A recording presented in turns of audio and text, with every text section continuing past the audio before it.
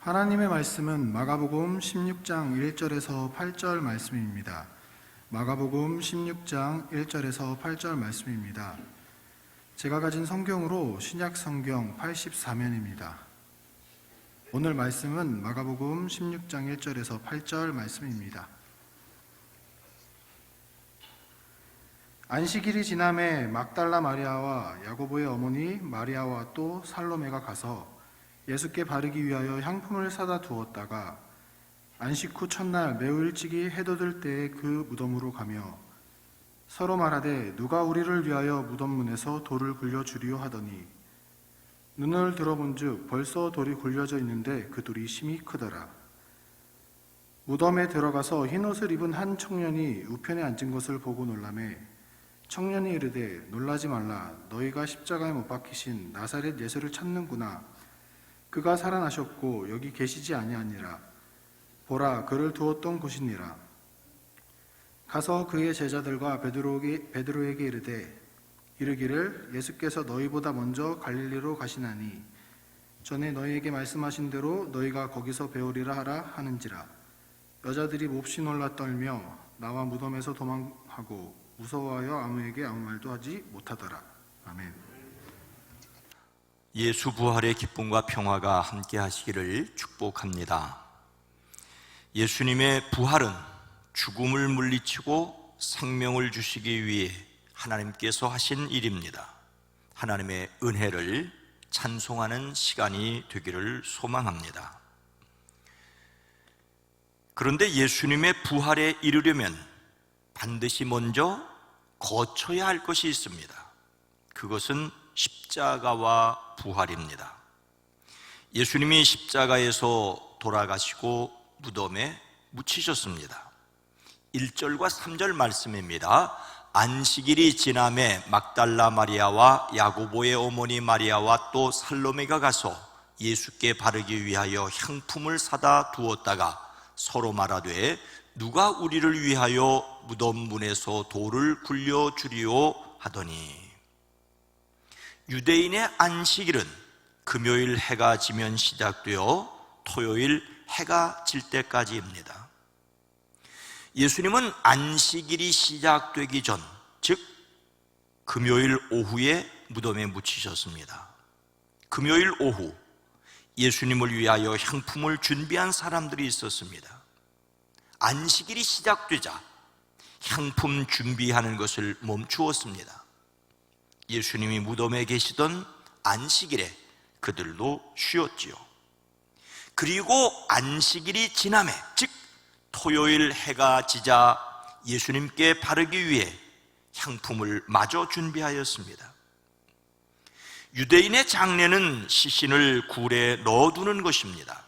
여러 사람의 시신을 같은 굴에 모셔두는 일종의 가족묘지였습니다. 시신에서 풍기는 악취를 막기 위하여 향품을 뿌렸습니다. 그들은 예수님을 위해서 향품을 준비하였습니다. 예수님을 위한 향품을 다 준비하고 나니 토요일 밤이 깊었습니다. 밤에 묘지를 찾아갈 수 없었기에 그 밤이 지나고 날이 밝아오는 새벽을 기다렸습니다. 사랑하는 주님의 죽음을 위하여 준비하고 기다렸지요. 예수님을 향한 그들의 헌신과 사랑은 대단하였습니다. 그런데 여기에서 생각할 문제가 있습니다. 그들이 준비한 향품이 아무리 비싼 것이라도 죽은 사람의 몸에 바르기 위한 향품이었지 부활한 사람을 위한 것은 아니었습니다. 돌아가신 예수님을 위하여 준비한 것이었지 부활하실 예수님을 위하여 준비한 것이 아니었습니다. 그들은 향품이 아니라 꽃다발을 준비하여야 했습니다. 그들은 예수님의 부활을 믿지 않았습니다. 향품을 준비한 그들은 안식 후 첫날 매우 일찍 해돋을 때 무덤으로 갔습니다. 이날은 오늘의 일요일, 바로 주님의 날입니다. 우리 주님 예수 그리스도의 부활을 기념하는 날입니다. 그러나 향품을 준비하여 놓고 날이 밝아오자 무덤으로 간 사람들에게 아직 예수님이 부활한 날은 아니었습니다. 그들은 돌아가신 분을 위하여 향품을 준비하였기에 돌아가신 분에게 향품을 바르기 위하여 그 새벽 무덤에 갔습니다. 그들에게는 부활하실 예수님에 대한 믿음이 없었습니다. 그러니 무덤을 가로막고 있을 돌을 걱정하며 갔습니다.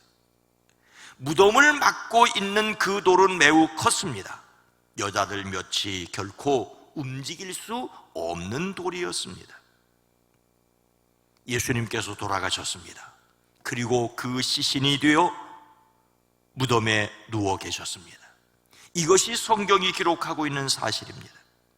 하지만 여기까지만 아는 사람은 두려워하고 절망하고 걱정할 수밖에 없습니다. 무덤을 찾아온 사람들에게 천사는 놀라지 말라, 너희가 십자가에 못 박히신 나사렛 예수를 찾는구나 라고 하였습니다. 그들은 돌아가신 예수님을 슬퍼하며 걱정하였습니다. 우리가 예수님의 죽음을 위하여 준비해야 할 것은 무엇일까요? 향품일까요? 아니면 꽃다발이겠습니까? 한 자루의 초이겠습니까? 아니면 예수님께서 일어나셨을 때 잡수실 따뜻한 빵이겠습니까? 우리는 예수님의 말씀을 기억해야 합니다. 죽은 자들을 위하여 사는 것이 아니라 살아있는 자들을 위하여 살아야 합니다. 아무리 예수님을 사랑한다고 할지라도, 예수님을 위하여 많은 돈을 들여 준비한다고 할지라도 시신에 바르기 위하여 준비한 것은 실수였습니다. 예수님의 시신을 찾는 사람들은 삶에서 두려워하고 염려하며 살아갈 수밖에 없습니다. 열심히 예배당에 다닌다 할지라도 돌아가신 예수님만 추억하는 사람들에게는 기쁨이 없습니다. 열심히 주님을 위하여 봉사하고 희생하는 데 희망이 없습니다. 훌륭한 종교인은 될 수 있을지라도 기쁨을 누리는 신앙인은 될 수 없습니다. 우리 감리회를 시작한 존 웨슬레가 회심하기 전인 1736년 미국의 조지아주에 전도하기 위해 선교사를 가기 위해 배를 타고 영국을 떠났습니다. 대서양 한복판에서 그가 탄 배는 거센 풍랑을 만나 거의 침몰 직전의 위기에 놓였습니다. 선교하러 가던 존 웨슬레는 죽음의 공포에 사로잡혀 떨고 있었습니다. 그런데 그의 곁에서 찬송 소리가 들려왔습니다. 독일의 모라비안 교도들이었습니다. 그들은 보헤미아 지역의 복음주의자들이었습니다. 신앙의 자유를 찾아 이주하던 중이었습니다. 그들은 전혀 근심 없는 평온한 마음으로 찬송을 불렀습니다. 그들에게 다가간 존 웨슬레는 이런 풍랑 속에서 무섭지 않느냐고 물었습니다. 그들은 이렇게 대답합니다. 주님께서 우리와 함께 계신데 두려워할 것이 무엇이겠습니까? 그들은 죽음도 두려워하지 않았습니다. 그들은 죽음을 이기고 부활하신 예수님을 확실히 믿는 사람들이었습니다. 부활의 믿음을 갖고 사는 사람은 어떤 두려움도 극복할 수 있습니다. 존 웨슬레는 한참 후에야 그런 믿음을 갖게 되었습니다. 예수님의 십자가를 기억하십시오. 그리고 슬퍼하십시오. 예수님이 돌아가셔서 슬퍼하는 사람이 아니라 예수님이 돌아가셔야만 영원한 생명을 얻을 수 없는 나 자신을 위하여 슬퍼하십시오. 그러나 슬퍼만 하지는 마십시오. 예수님은 다시 살아나셨습니다. 그래서 우리는 기뻐하고 감사하고 찬송해야 합니다. 십자가를 지셨으나 부활하신 예수님으로 기뻐하는 사람들이 되어지기를 주의 이름으로 축원합니다. 그런데 이 예수님의 부활은 어떻게 이루어졌습니까? 6절 말씀을 함께 읽습니다. 청년이 이르되 놀라지 말라. 너희가 십자가에 못 박히신 나사렛 예수를 찾는구나. 그가 살아나셨고 여기 계시지 아니하니라. 보라, 그를 두었던 곳이니라. 그 새벽에 준비한 향품을 가지고 무덤에 온 여인들은 무덤 입구를 막고 있는 돌멩이를 걱정하였지요. 그러나 이미 큰 돌이 굴려졌습니다. 더욱이 천사는 그들을 향하여 놀라지 말라고 하십니다. 이 말은 매우 놀라는 일을 그치라. 놀라고 있는 일을 그치라는 명령입니다. 이 말은 거꾸로 그들이 몹시 놀라서 당황하고 있었다는 것이지요. 천사는 그들이 왜 그 새벽에 그 무덤을 찾아왔는지를 일깨워 주었습니다. 너희가 십자가에 못 박히신 나사렛 예수를 찾는구나. 그들은 예수님의 무덤을 정확하게 찾아왔습니다. 그러나 예수님을 정확하게 믿지는 못하였습니다. 부활하신 예수님을 찾아야 할 터인데 십자가에 돌아가신 예수님을 찾았으니 말입니다. 그들은 무덤에서 부활하신 예수님에 대하여 알지 못하였습니다. 오직 십자가에 못 박히신 나사렛 예수님께 집착했습니다.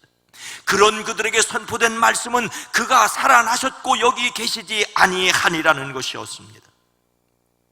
예수님은 죽음의 잠에서 깨어나셨습니다. 하나님의 의하여 살리심을 받았습니다. 하나님께서 하신 놀라운 일입니다. 하나님께서 놀라운 일을 이루셨습니다.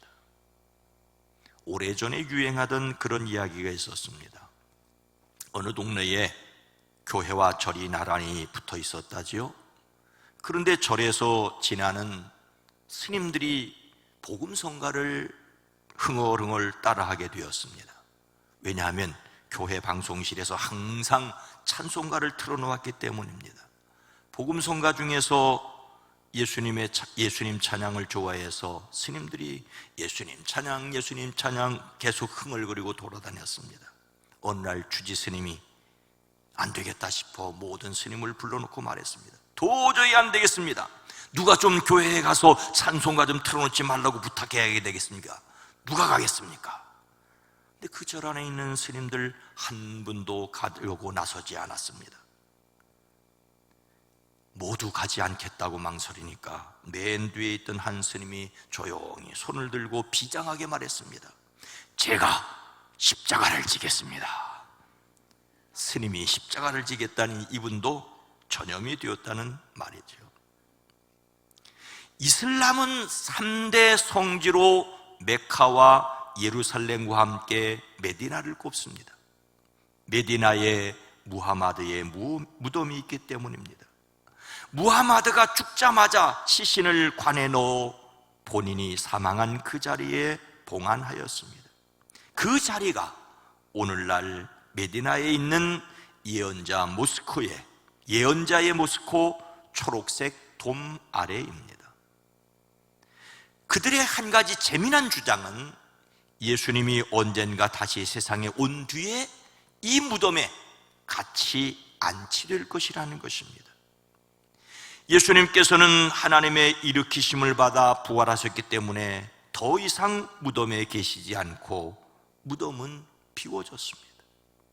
죄로 인한 사망 권세를 이기고 부활하셨기 때문에 무덤은 비어 있습니다. 다시 오시겠지만 심판하시는 주님으로 오십니다. 다시 오신 주님은 우리를 영원한 천국으로 인도하시기에 역시 무덤이 필요 없습니다.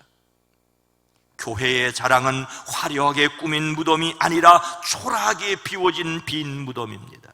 이것이 하나님께서 하신 일입니다. 예수님께서 십자가에서 돌아가시자 숨을 죽이고 숨어있던 제자들이었지만 성령 충만하여 외쳤던 말은 하나님이 죽은 자 가운데서 그를 살리신지라였습니다. 하나님께서 하신 놀라운 일을 선포하였습니다.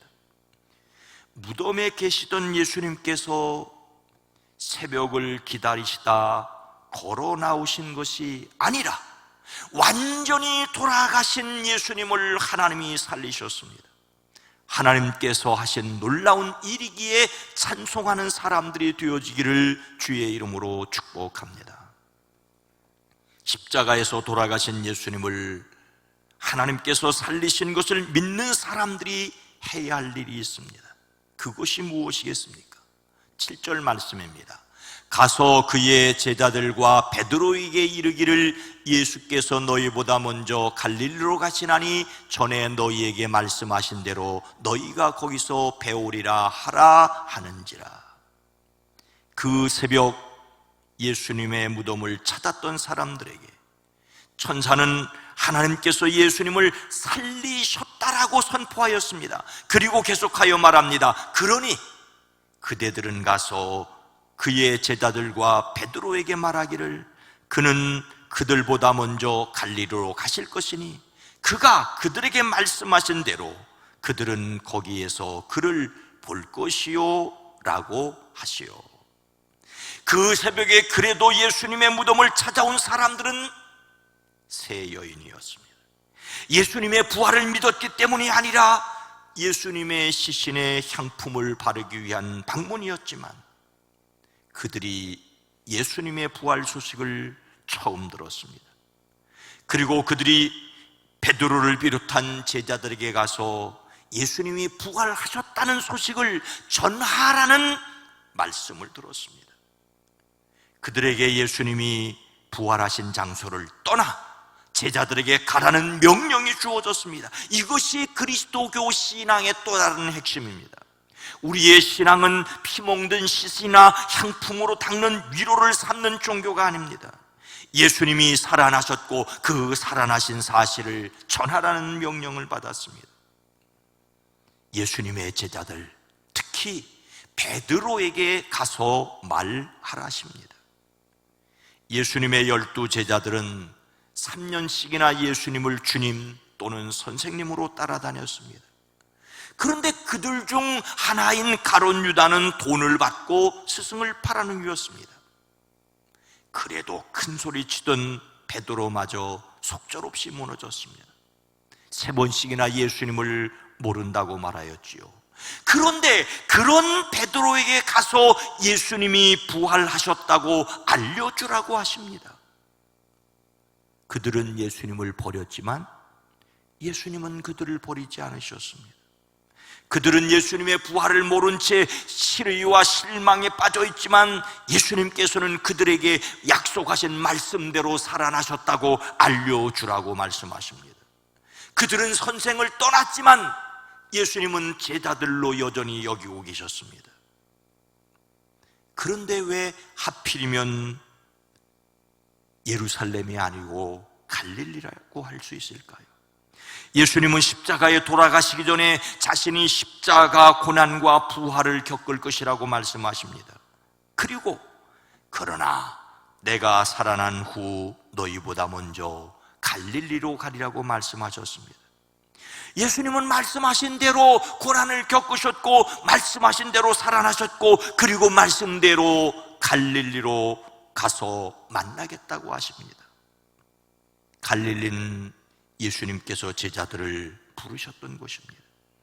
이곳에서 예수님은 친히 하나님 나라를 가르치고 천국 복음을 전파하시고 사람들을 고쳐주셨습니다. 예수님을 문 제자들을 부르셨고 제자들을 훈련시키셨고 그들을 다시 보내기를 원하십니다. 이곳에서 만나자고 하시고 이곳에서 세계 선교를 명령하십니다. 갈릴리에서 만나자는 말은 예루살렘의 십자가 부활을 간직하는 것으로 끝내지 말라는 말입니다. 예수님을 믿음으로 얻은 생명과 부활을 전해야 할 사명을 말씀하신 것입니다. 그래서 제자들은 후에 이 예수를 하나님이 살리신지라 우리가 다 이래 증인이로라고 하였습니다. 그래서 우리도 예수님의 부활을 전하며 살아야 합니다. 그리스도교를 가르쳐 부활의 종교라고 말하는 것이 전혀 낯설지 않습니다. 최대 축제는 예수님이 부활하신 부활절입니다. 그날을 기억하는 주님의 날 주일이 유대교의 안식일을 대신할 정도입니다. 하지만 예수님의 십자가와 부활을 믿을 뿐만 아니라 그 사실을 증언해야 할 것을 성경은 우리에게 말씀하고 있습니다. 오직 성령이 너희에게 임하시면 권능을 받고 내 증인이 되리라.